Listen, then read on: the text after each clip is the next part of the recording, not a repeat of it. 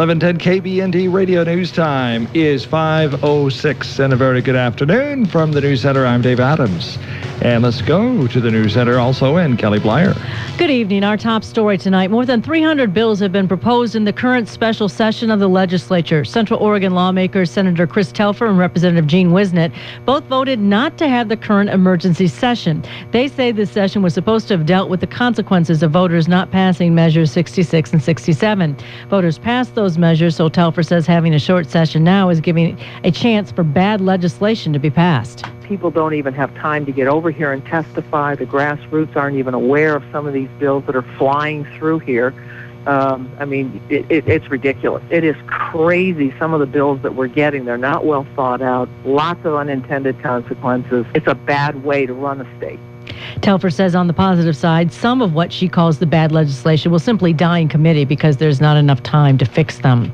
An Oregon bill nicknamed the Betsy was an expensive doozy, and now the House is taking the first step to hold on to some of the money the Betsy gave away. 1110 KBND's Jim McLaren reports. The Betsy, the business energy tax credit, encourages renewable energy projects.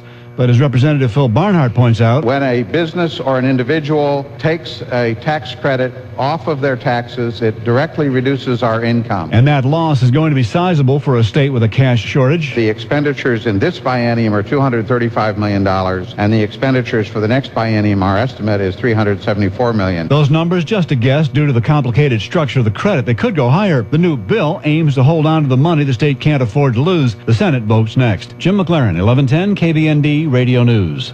As of today, Oregon has a new state forest. In fact, it's the first new state forest in 70 years. It's been a long time coming. We've been working on this for about 2 years, and what we're doing is we're acquiring a significant chunk of the former Gilchrist Tract forest lands located about 50 miles south of Bend on the east side of Highway 97 in the Gilchrist Crescent area.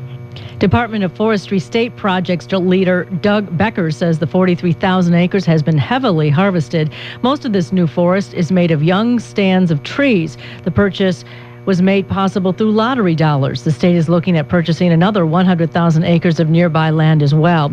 State officials decided to move forward with the purchase to prevent this land from being subdivided, and thus much of the habitat and recreational opportunities could have been lost.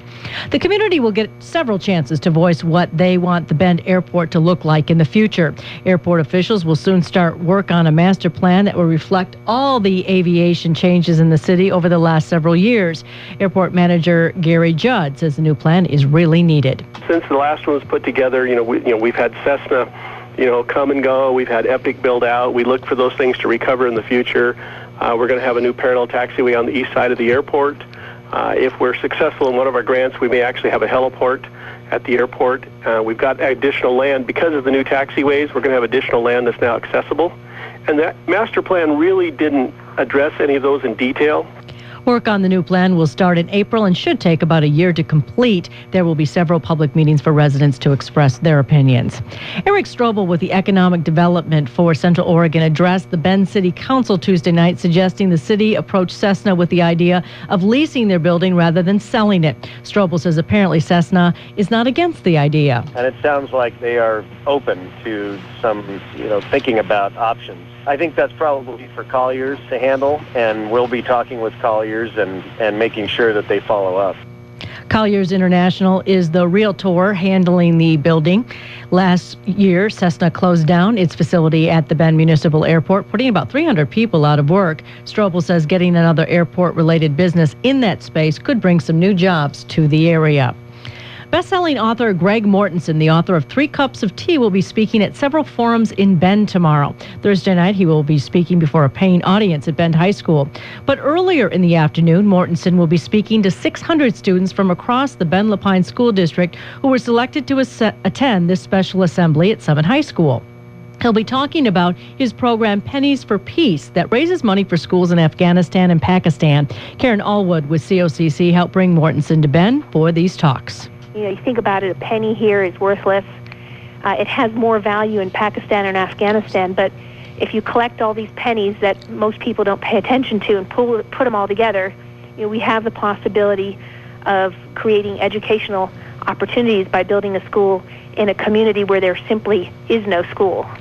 The effort to bring Mortensen to Bend was a couple-year project. The author will be presented with a check for his Pennies for Peace program. The amount won't be revealed until tomorrow. For more details on these stories, you can go to yournews.com.